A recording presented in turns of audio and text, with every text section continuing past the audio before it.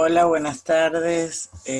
Bueno, voy a hacer esta videoconferencia para abordar los últimos temas de la unidad 5. Fundamentalmente voy a explicar la temática que tiene que ver con la educación en salud, después sobre la vigilancia. Ustedes van a poder ver el Power que está acá, que comparte temática con la educación en salud, y también van a poder leer del cuadernillo base, de ese cuadernillo que utilizamos durante toda la cursada. Van a poder leer allí el capítulo de vigilancia en salud, este, que está, digamos, en el punto 7 del cuadernillo. Nosotros vamos a abordar fundamentalmente la temática de la educación para la salud, porque ustedes tienen que hacer un último trabajo práctico que está destinado a este tema. Entonces, bueno, vamos a abordar un poquito lo que trabaja el cuadernillo base en el punto 3, en la página 58. Ahí, digamos, en este cuadernillo yo hice un pequeño power para destacar, digamos, los conceptos más importantes, y después lo que voy a hacer es agregar a esta presentación un par de capítulos del otro cuadernillo que yo subí para esta unidad 5, que se llama Educación para la Salud propiamente dicho. O sea, es un cuadernillo solo que habla solamente de la educación para la salud. Bueno, en esta temática de la educación para la salud, lo que tenemos que saber es que la educación es un proceso, la educación para la salud, pero la educación en general es un proceso que es dinámico, continuo. Piensen ustedes en su propia educación, en la educación de sus hijos, digamos, de sus hermanos, de sus padres, digamos. Las personas siempre nos estamos educando. Esa educación puede ser formal o puede ser informal. En el caso de ustedes, en este momento están cursando una educación formal porque están dentro de una universidad, de una institución que brinda esos servicios, pero también aprendemos, digamos, la educación está conectada totalmente con el aprendizaje. También aprendemos en el día a día, aprendemos a desempeñarnos, aprendemos costumbres, aprendemos maneras de actuar, aprendemos maneras de responder a las cosas, de resolverlas, a partir de lo que observamos, a partir de lo que vemos en nuestro medio, en nuestro entorno, sobre todo dentro de lo que sería nuestra familia. Bueno, dentro de lo que sería la educación formal, vamos a plantear que este proceso de la educación va a incluir técnicas que tienen que ver con el ámbito de la psicología, para poder manejar personas y grupos.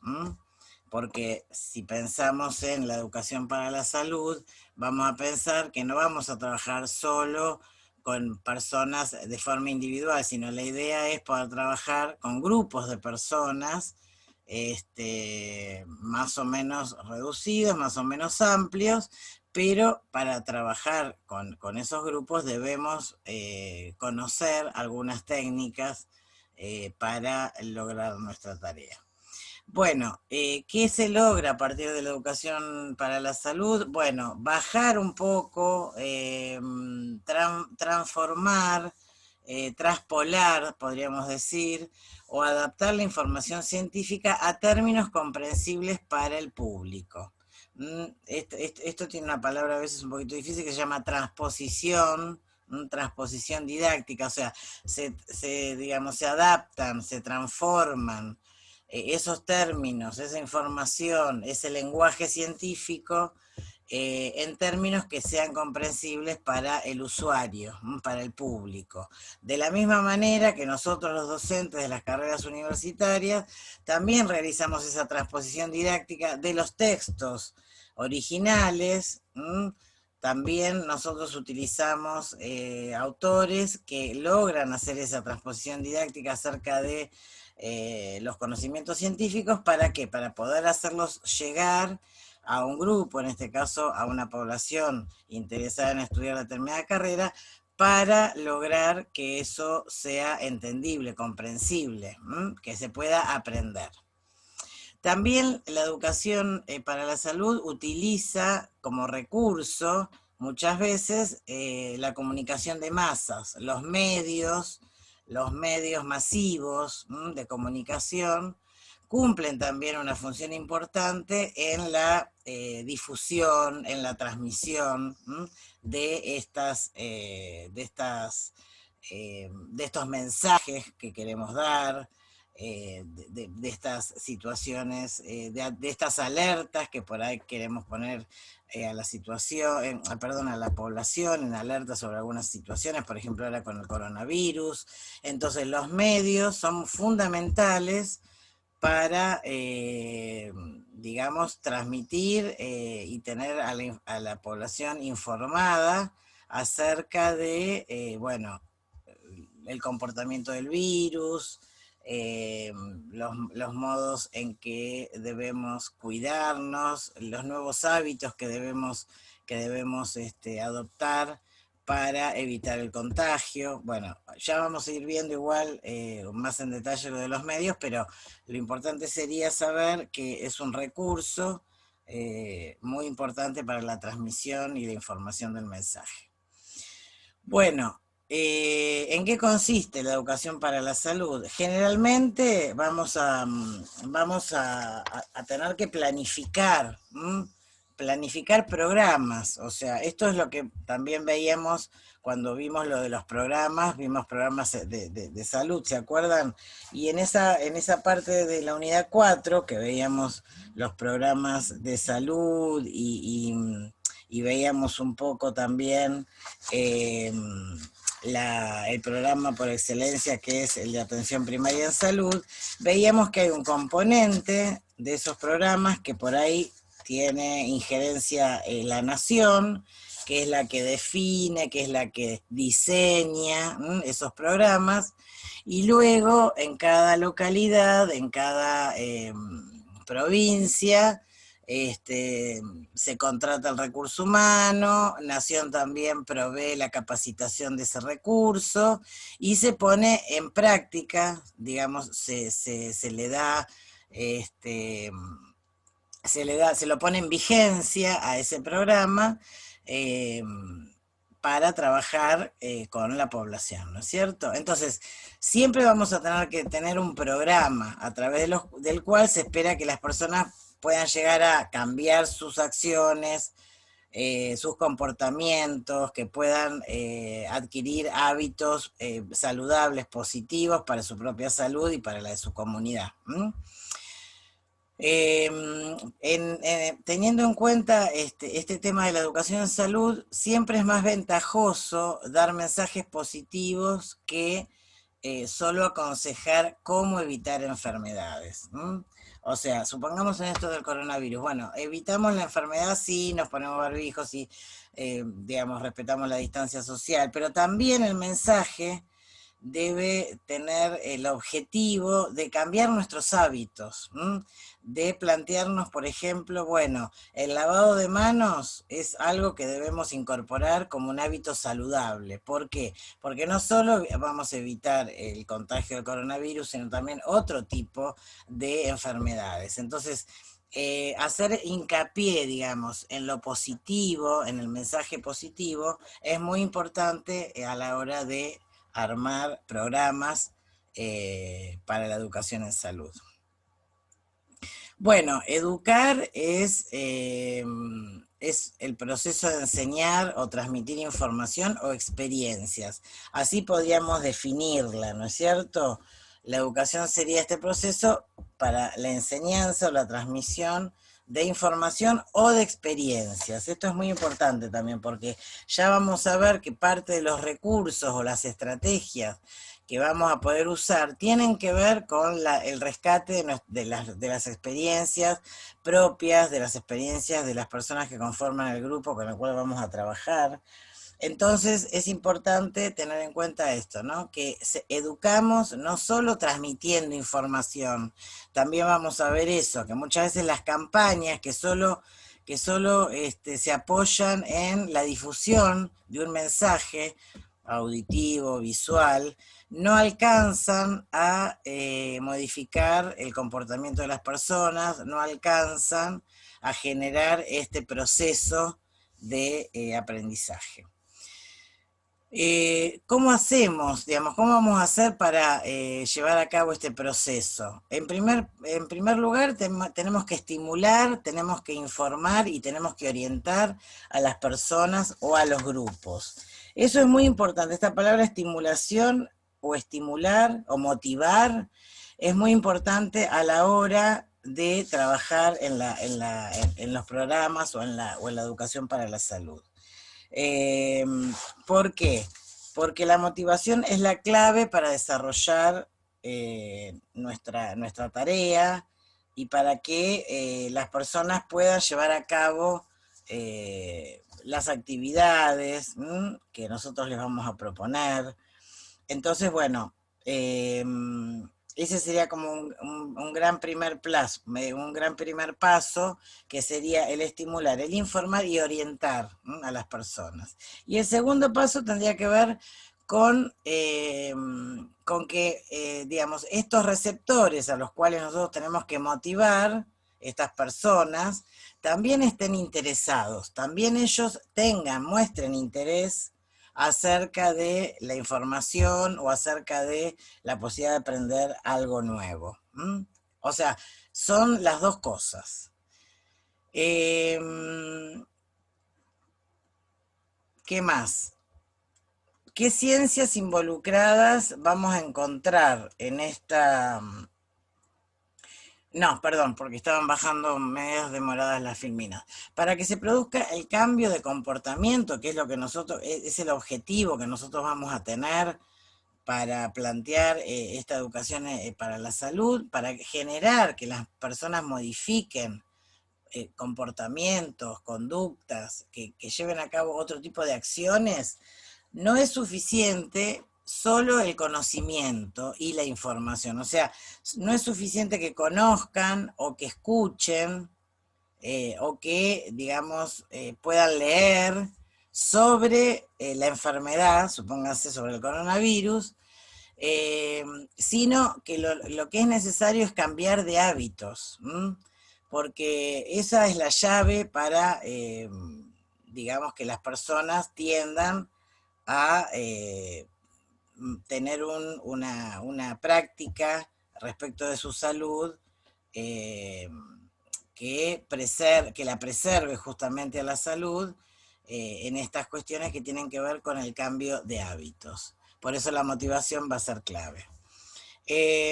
Y un poco es esto, si no se produce esa primera motivación, esa primera información, difusión, pero estimulación, va a ser muy difícil que se produzca esta segunda parte, digamos, que el receptor demuestre interés. ¿Cuáles serían los objetivos que nos vamos a plantear para desarrollar un programa de educación en salud o para la salud?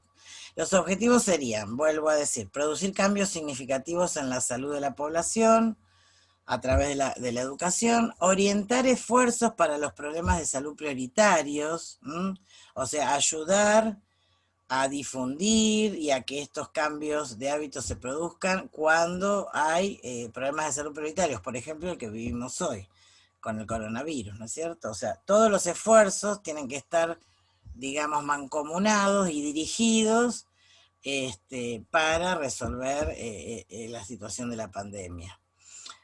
Otro objetivo dentro de lo que sería la educación para la salud es lograr la participación del mayor número de personas y o instituciones. Esto es fundamental y vamos a ver en el otro cuadernillo, cuando veamos cómo implementar o qué cosas es necesario tener en cuenta para implementar un programa en salud, de educación en salud, vamos a ver que la participación es fundamental, o sea que la participación de la población es fundamental.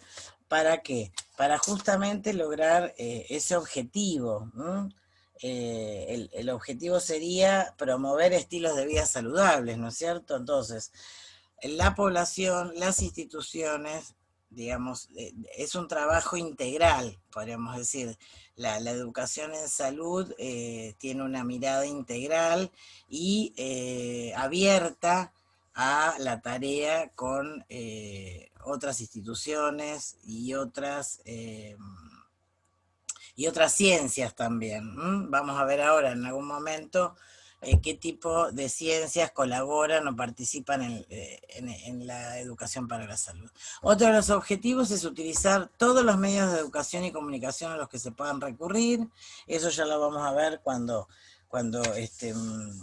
digamos, repasemos un poquito la cuestión que tiene que ver con las etapas de la planificación de un programa y, bueno, cuáles serían los materiales que vamos a poder usar, ¿no es cierto? Cuáles son los medios eh, más idóneos para transmitir el mensaje, para trabajar con esa problemática, y también vamos a ver las técnicas educativas que más se utilizan. Pero bueno, tiene que ver con esto, con la utilización de la mayor cantidad de medios de comunicación y de educación a los que se pueda recurrir. Y diseñar con calidad las actividades educativas necesarias para lograr ese comportamiento deseado, ¿no es cierto? O sea, el diseño de estos programas es, digamos, una de las cosas que lleva más tiempo porque es necesario evaluar, preguntarse, hacerse algunas preguntas para recién después poder diseñar este programa. ¿Cuáles son las ciencias involucradas? Les decía hace un ratito. Y bueno, la medicina, obviamente, la docencia, o sea, la pedagogía desde el punto de vista de eh, las técnicas pedagógicas, las técnicas de la enseñanza y del aprendizaje, la psicología, porque hablábamos de la motivación, hablábamos de la estimulación, hablábamos del interés. Entonces tenemos que pensar que, como decíamos, no basta la información, no basta que la persona conozca, digamos, sobre el tema. Lo importante es que modifique su comportamiento, su conducta. Entonces ahí entra la cuestión de la psicología. ¿Por qué? Porque hay muchas resistencias al cambio. Hay que pensar en las estrategias para llevar a cabo el programa que logren justamente la participación de las personas, porque la tarea individual a veces no nos lleva a un buen resultado. Las actividades grupales aportan mucho más interés, despiertan más interés en las personas, y por otro lado comprometen también actitudes diferentes cuando se hace desde lo grupal, digamos, ¿no? Bueno, la publicidad también, que tiene que ver un poco con esto de los medios de comunicación y cómo dirigir el mensaje, ¿no es cierto? Y bueno, las artes y letras, porque también es cierto que nosotros, dentro de los recursos que vamos a utilizar los videos, vamos a utilizar una noticia gráfica plasmada, digamos, en papel, vamos a utilizar también lo visual y lo auditivo, ¿no es cierto? Entonces tenemos que pensar que el mensaje tiene que ser claro, que tiene que ser conciso. ¿Se acuerdan lo que veíamos un poco acá? Podremos rescatar bastante lo que veíamos en la materia de comunicación, porque, bueno, veíamos que, digamos, el mensaje debe ser claro, debe ser conciso, debe ser breve, ¿m? Se debe acompañar generalmente de alguna imagen, no debe ser un mensaje que esté abarrotado de letras o de palabras, porque las personas que lo leen no encuentran de manera directa o rápida cuál es la idea que les queremos transmitir. Todo eso requiere de un análisis, de un análisis y de buscar el mejor recurso, podríamos decir, ¿no es cierto? Entonces también las artes y las letras van a ayudarnos en esto de diseñar programas para la educación, para la salud. Bueno, ¿qué factores personales, acá hablamos un poco de lo psicológico, qué factores personales influyen en el cambio de las conductas de las personas?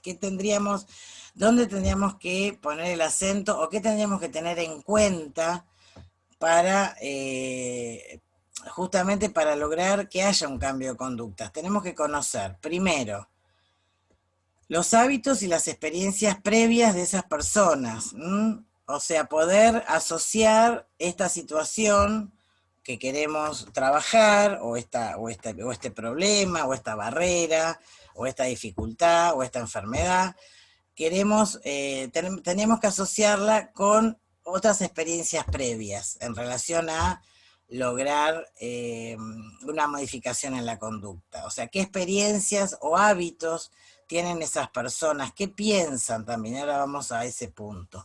Actitudes y valores, tratar de comprender qué es lo que piensan estas personas, cuál es su cultura. ¿Se acuerdan también en comunicación habíamos planteado este concepto de las representaciones sociales, que forman parte de nuestra vida y que nos hacen responder o actuar de una manera frente a las cosas que no analizamos todo el tiempo? Entonces, comprender, digamos, cuál es la cultura de estas personas, de esta comunidad, poder llevar a cabo la persuasión a partir de nosotros también, desarrollar esa técnica de ser persuasivos, y también es importante que haya como un reforzamiento positivo luego de tomar la decisión de cambiar, supongamos, ¿no? O sea, una vez que la persona decide,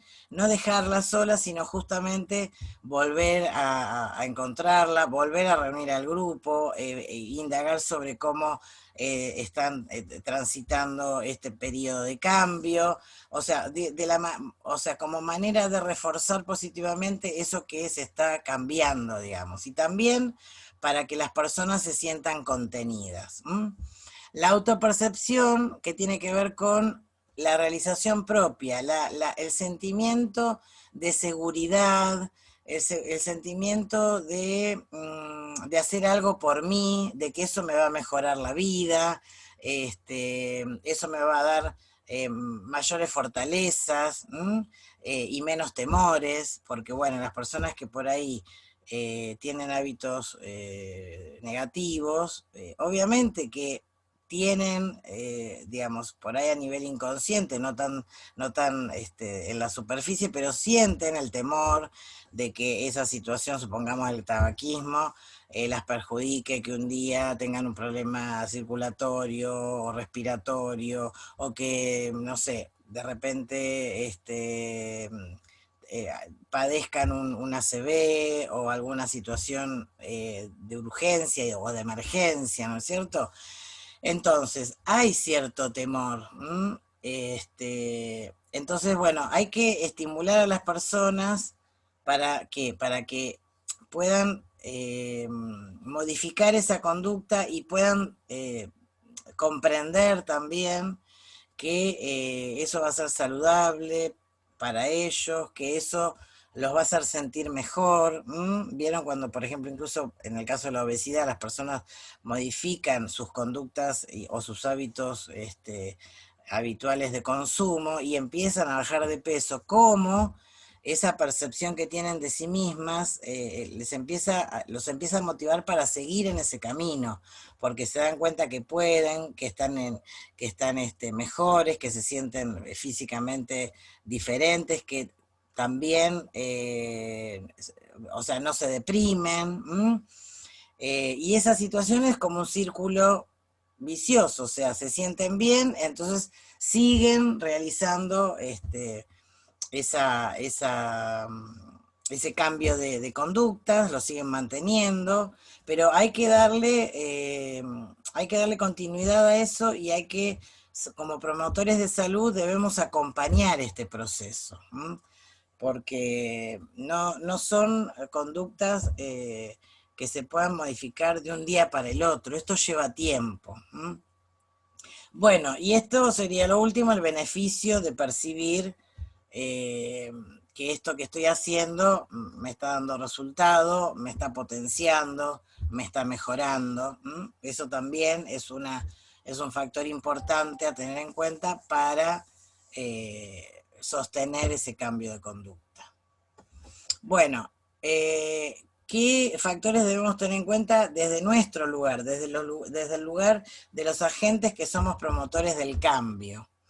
Bueno, desde nuestro lugar tenemos que ser inductores del cambio. ¿Sí? Vieron que antes en la filmina anterior hablaba de la persuasión, de tener esa habilidad o esa capacidad de poder convencer de algún modo o inducir al otro a cambiar. Tenemos que tener ese recurso, tenemos que tener esa habilidad, tratar de ser persuasivos, de ser consistentes, de acompañar el proceso, de no dejarlo solo. También lo que nos va a ayudar eh, a que estas personas cambien es descubrir cuál es la necesidad que tienen. O sea, descubrir y percibir, perdón, ayudarlos a descubrir a las personas cuáles son las necesidades de cambio, o sea, que ayudarlos a descubrir a las personas, ayudarles a descubrir que el cambio es beneficioso, que es una necesidad. Y también bueno, que estos mensajes o estas actividades que nosotros vamos a proponer también vengan de la mano de las mismas necesidades que la propia comunidad manifiesta, que pueden llegar a ser más eficaces. Muchas veces el conocimiento de esa cultura, de esa comunidad, y poder tomar en cuenta lo que ellos nos aporten, generalmente va a ser un factor importante para el éxito o para un desenlace positivo de esta acción educativa que queremos proponer. ¿Por qué? Porque sumamos ese conocimiento tan valioso que tiene la propia comunidad.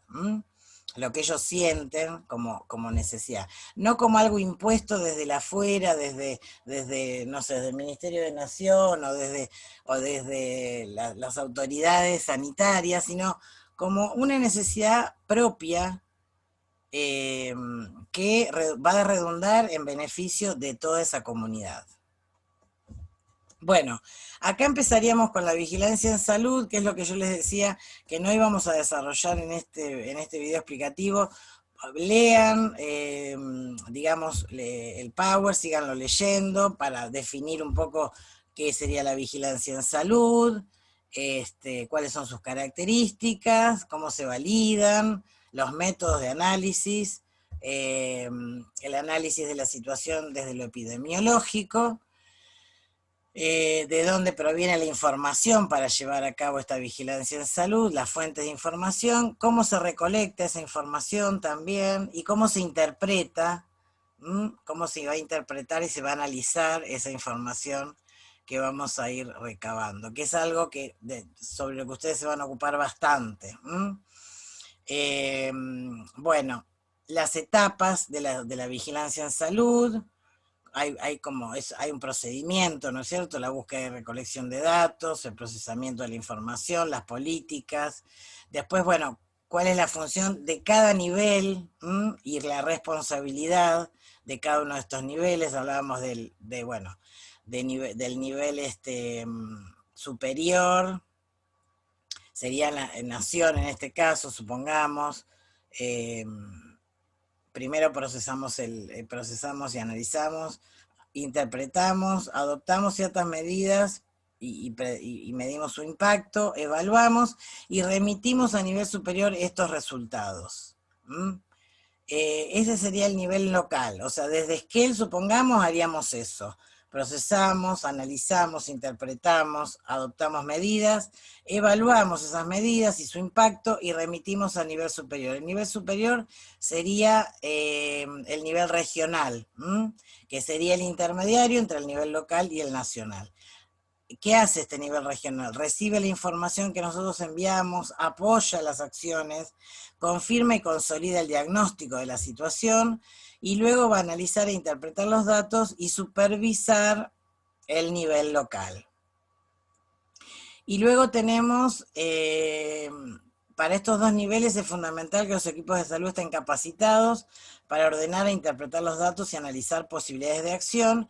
Y luego nos vamos a encontrar con el nivel central o nacional, que establece normas, va a apoyar a los niveles inferiores, va a completar acciones de control, va a condensar información, la va a procesar, la va a analizar y va a ajustar las políticas de salud. Bueno, esta es la última, que hablaba un poco sobre ciertos términos importantes que para ustedes van a ser después comunes, o sea, términos comunes como caso, como detección de brotes, investigación de brotes. Son términos que con los que se van a encontrar en la tecnicatura, ¿no es cierto? Bueno, ahora yo voy a cortar un poquito porque quiero mostrar, esperen un poquito.